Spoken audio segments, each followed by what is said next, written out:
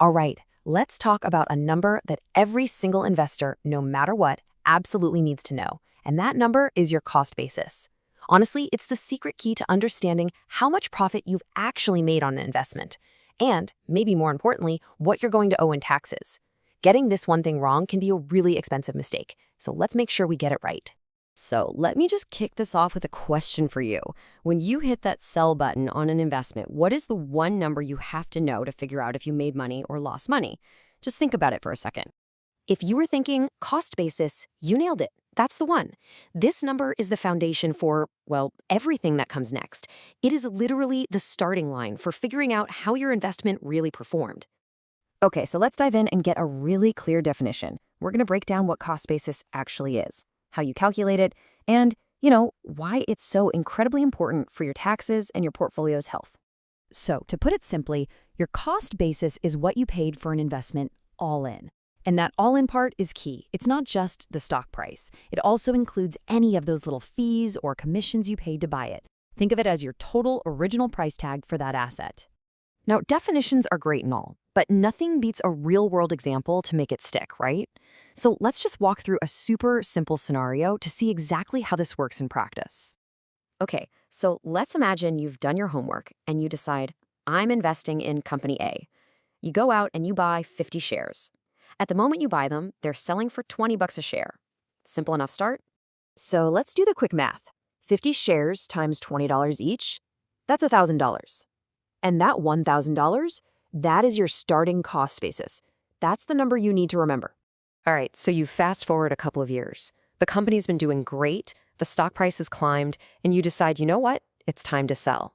So you sell all 50 of your shares, but now they're worth $30 each. Let's do that math too. 50 shares times that new price of $30 a share. That gives you $1,500. This is the cash that lands in your account from the sale. We call this your sale proceeds. And here is where the magic happens. To figure out your actual profit, you take the money you got from the sale, that $1,500 in proceeds, and you subtract your original cost basis, which was $1,000.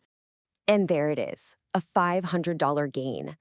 This is what we call a capital gain. And believe me, this is the number the IRS is interested in. It's the part of your profit that's considered taxable income. Okay, so that was the nice, clean, simple version. But what if I told you that your cost basis isn't always set in stone? It's not always that simple.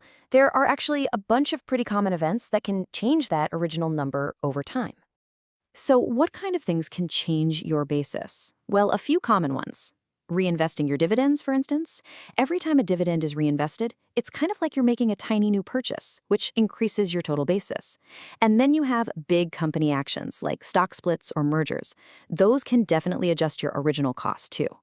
Let's just take a quick look at a stock split. As you can see here, if you start with 100 shares and your basis is $50 a share, a 2-for-1 split means you now have 200 shares. But look what happens to your cost basis per share. It gets cut in half, down to $25. Now here's the key. Your total investment value, $5,000, it hasn't changed at all. You just have more shares, and each one has a lower basis.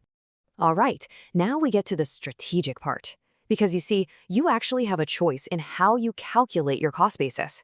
This is especially true if you've been buying shares at different times and at different prices. And believe me, the choice you make can have a huge impact on your tax bill. So let's look at your options.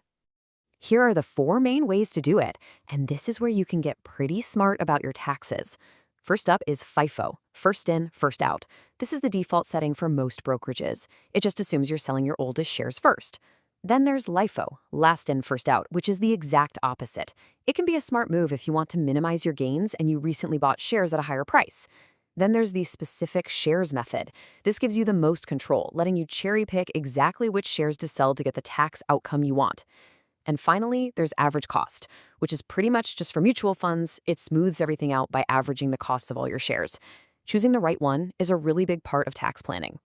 So with all these different rules and methods and choices, what is the single most important thing you need to walk away with? It all comes down to this: keeping good records. I can't stress this enough. This part is absolutely critical. Now, yes, your brokerage firm is required by law to track this stuff and report it to the IRS for you. You'll see it on a form called a 1099-B. But, and this is a huge but, the buck stops with you. At the end of the day, you are the one who is responsible for making sure that number is correct on your tax return.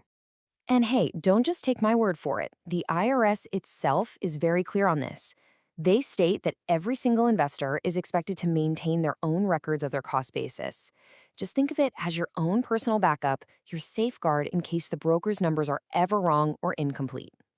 So let's bring it all home. When you get right down to it, understanding your cost basis is what lets you know for sure if you have a capital gain, where you might owe some tax, or if you have a capital loss, which is actually a tool you can use to offset other gains and maybe even lower your tax bill. It's powerful stuff.